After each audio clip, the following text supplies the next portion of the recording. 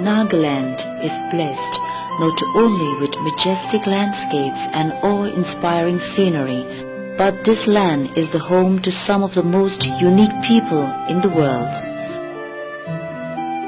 The Tikhirs too share a place in this unique mosaic of people.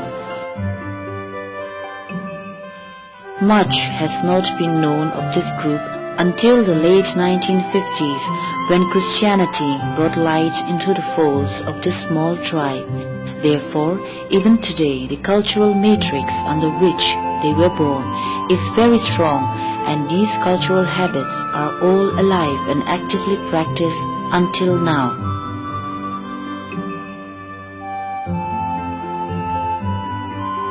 Like every other Naga tribe, the Tikhirs have their place of organized human settlement at a place called Taimipu, which is located between the Dor rivers of Sinki and Yaye in the Samator subdivision, 5 kilometers southwest of Wapir village.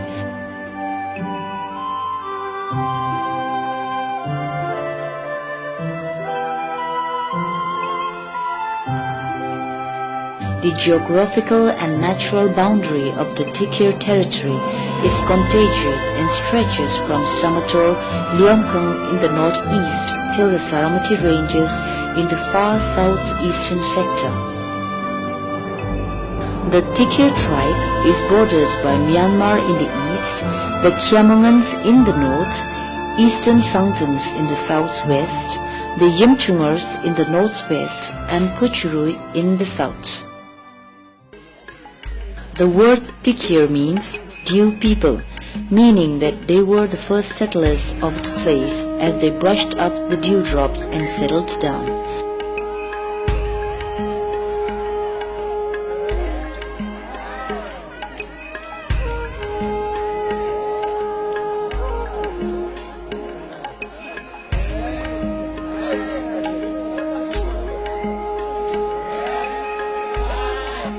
The Tikhirs were originally known as the Kyalu. However, after the British ascendancy and subsequent annexation of the Naga Hills, the Britishers altered the nomenclature to Tikhir. Since then, it has been used as the official name of the tribe.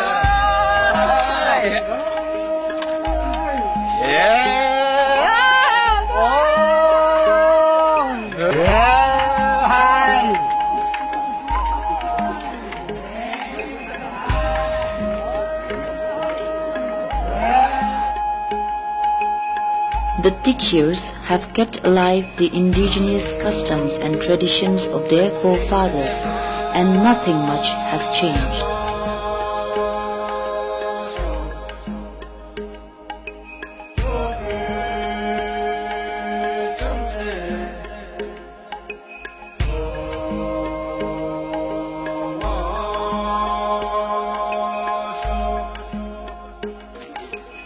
Things are as it was when the ancestors walked the earth hundreds of years ago.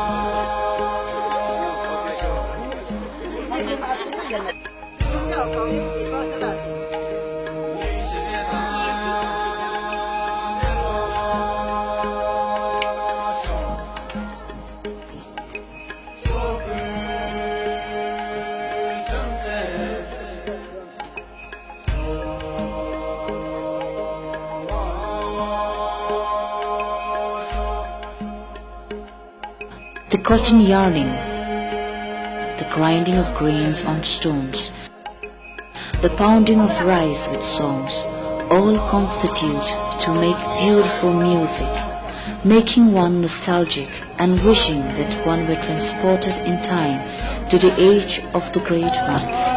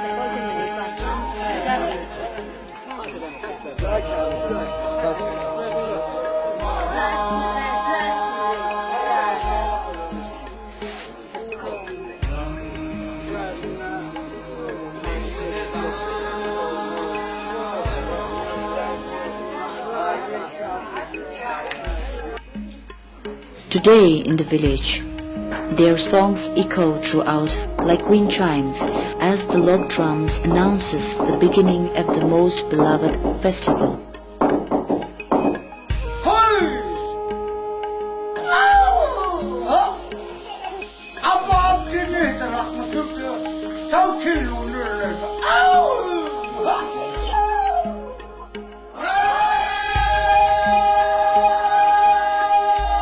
The Tsonglak Nyi is celebrated every year from the 9th to the 12th of October.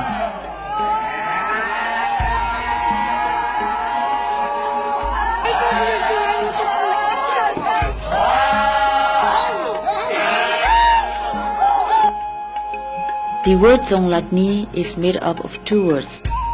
Tsong means shield and Lak means sanctification.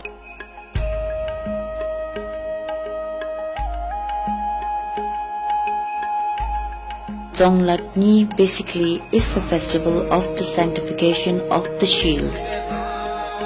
It also means sanctification of the weapons along with their wealth and valuable assets, as well as the purification of the menfolk before going out for head hunting.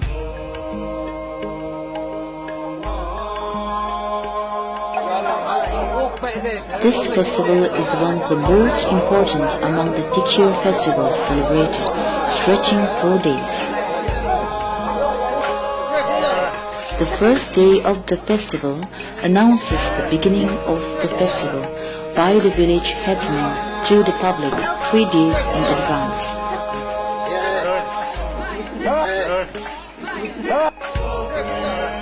Once it is made known, everyone, young and old alike, come together at the Morum, relating tales of their adventure and heroic activities, sing folk songs, dance and do merrymaking.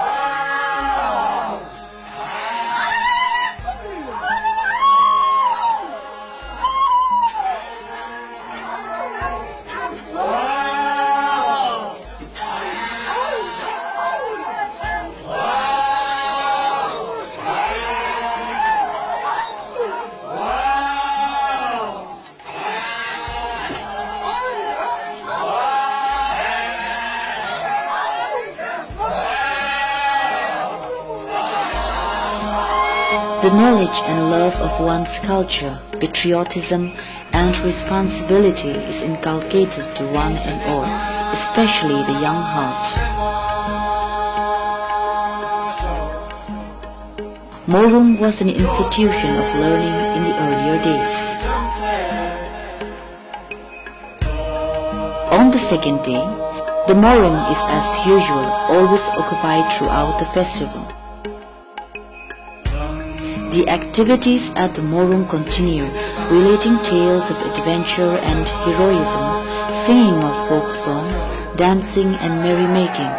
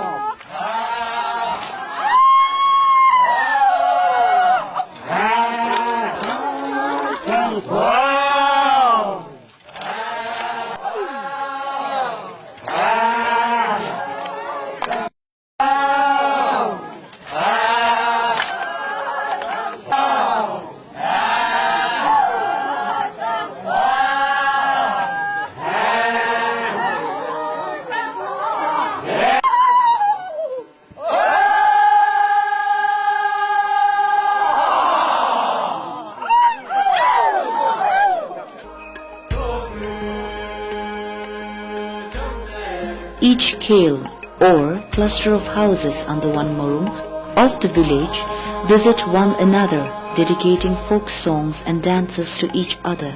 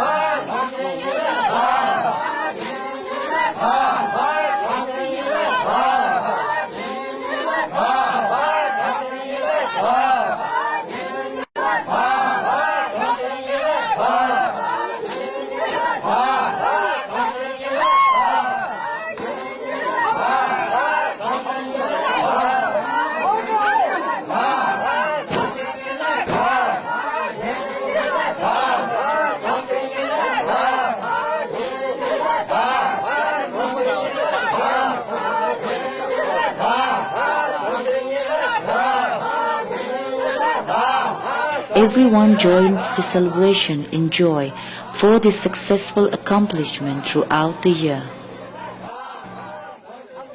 The festival is spearheaded by the menfolk, or rather, it is a festival of the men.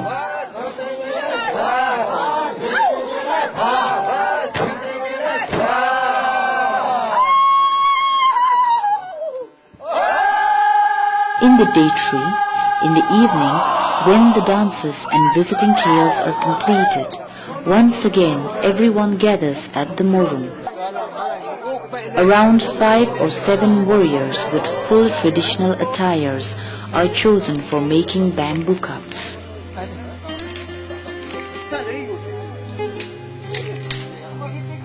The making of the cups has its own special significance. They have to make the cup as a tradition with the best bamboo. They climb up the bamboo and pull it down from the top.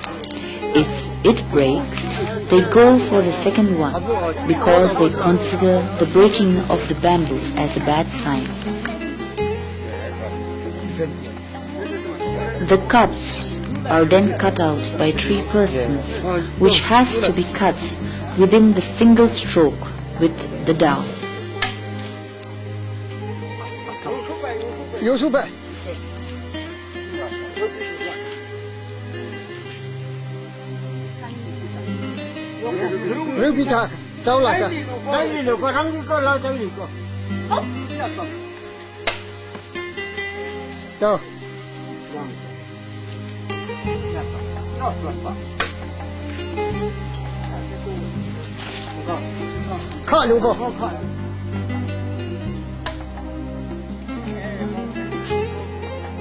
After cutting, the mark is scrutinized.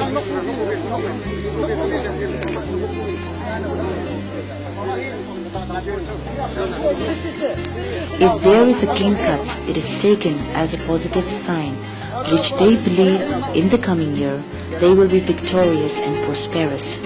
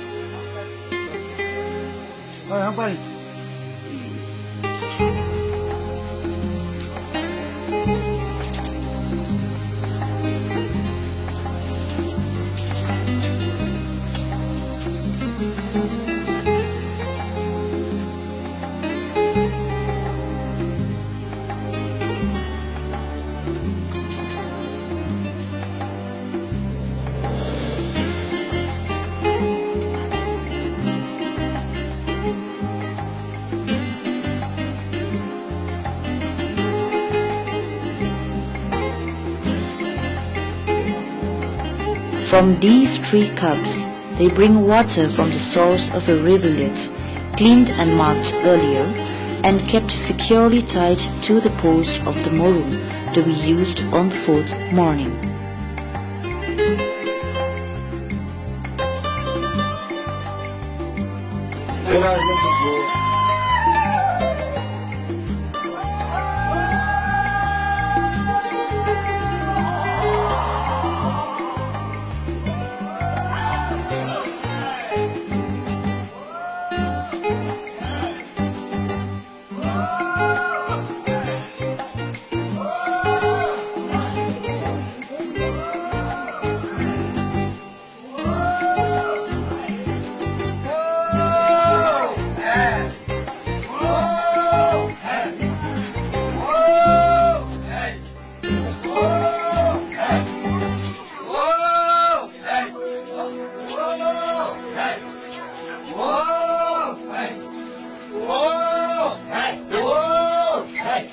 On the 4th day, in the early morning, all the menfolk gather their respective weapons at the morum, particularly the war shields, spears, dows, bows and arrows. They line them in a row to be sanctified by the village priest or the oldest man in the village.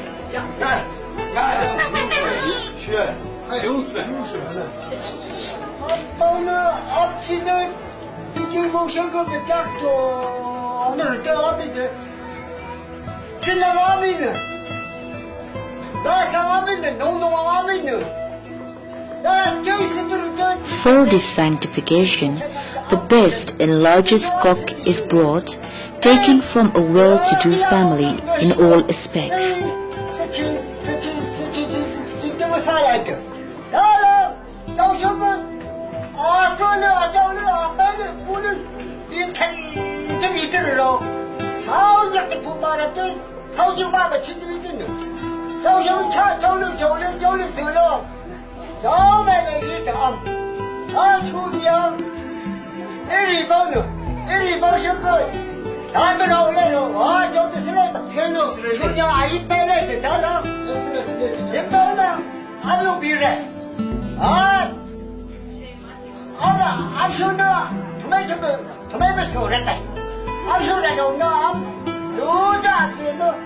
The priest or the oldest man kills it, observing and studying the signs as it dies.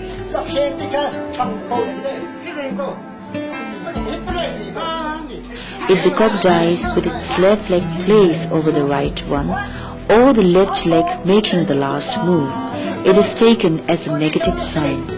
On the other hand, if the right leg covers the left, or the right leg makes the last move, it is taken as a positive sign.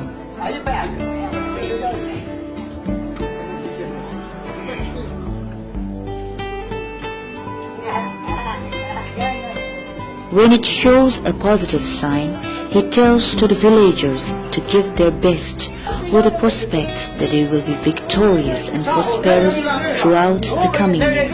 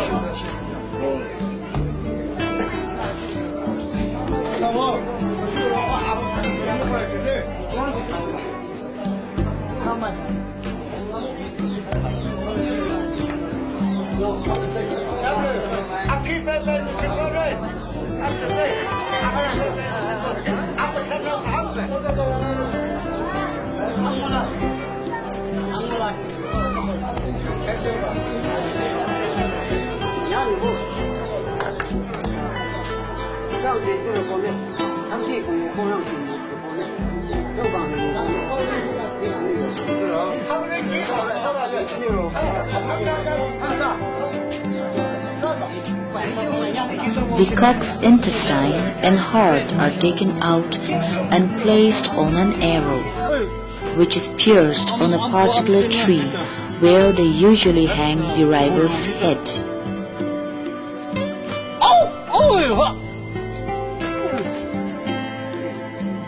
While doing this, the priest chants to let the rival spirits come and eat it and be their victims.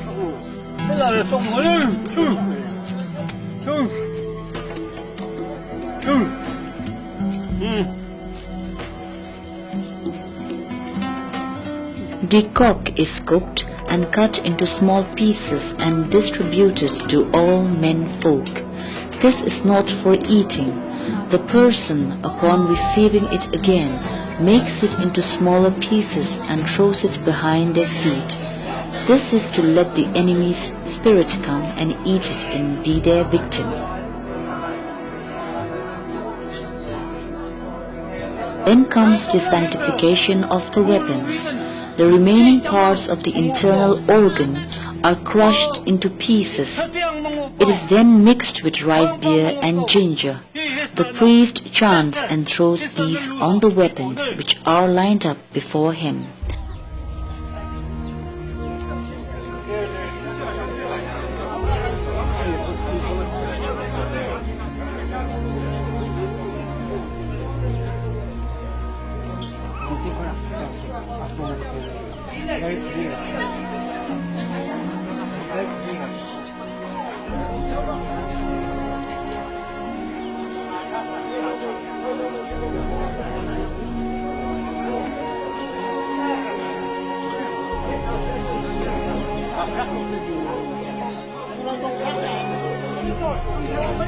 If any of the piece gets stuck on any of the weapons or a particular part, it is taken that the very owner will bring the rival's head or hunt an animal before long.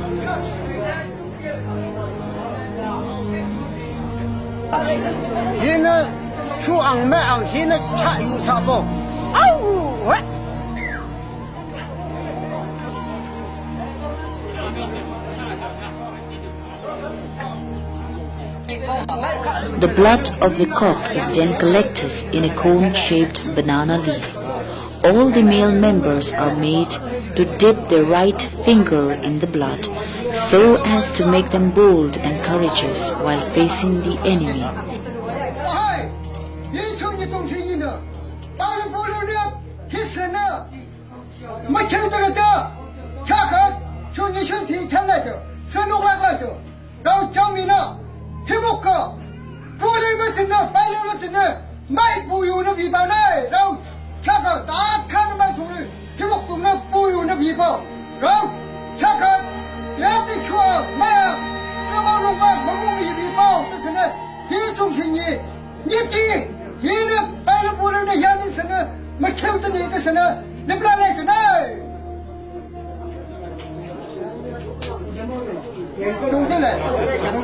The dipped finger is then washed by the water brought from the bamboo cups.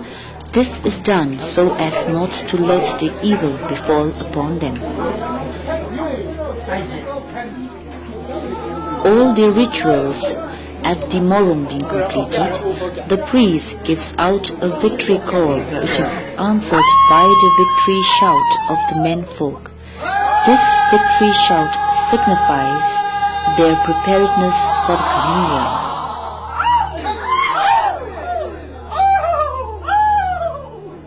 The festival, apart from its unique ritualistic art, is also a time when great feast is laid out for all of the villagers. It is a time when both young and old, poor and rich, join together in this celebration. The rich and well-to-do families invite the poor for lunch and give them gifts, thereby making merry together. It is also a time for reconciliation and also a time to retrospect and renew oneself. The elders are given due respect. This festival is celebrated in much fanfare, inviting friends from all walks of life. Large slices of pork are distributed to friends and well-wishers, especially to persons from other tribes. The festival is celebrated in the best way possible, a moment which is remembered for a long time. The festival being completed, the people are once again back in their respective activities, but with better preparedness and renewed spirits to achieve greater goals in the coming seasons.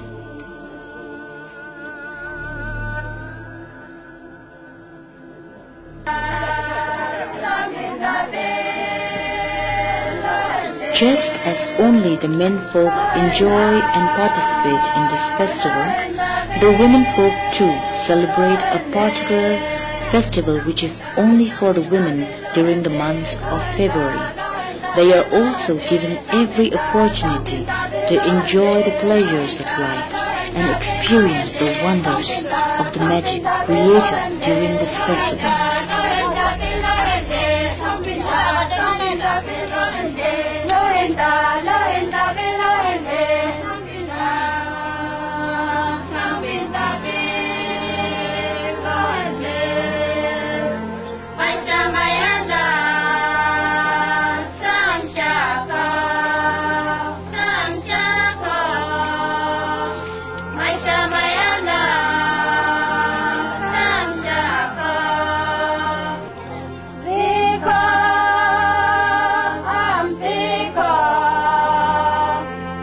The Tikhirs meet is much of appreciation and acknowledgement from each and every one of us, just as the rest of the other tribes do. The Tikhirs too constitute and contribute to the rich culture of the Naga fabric, which makes Nagaland truly the land of cultural paradise.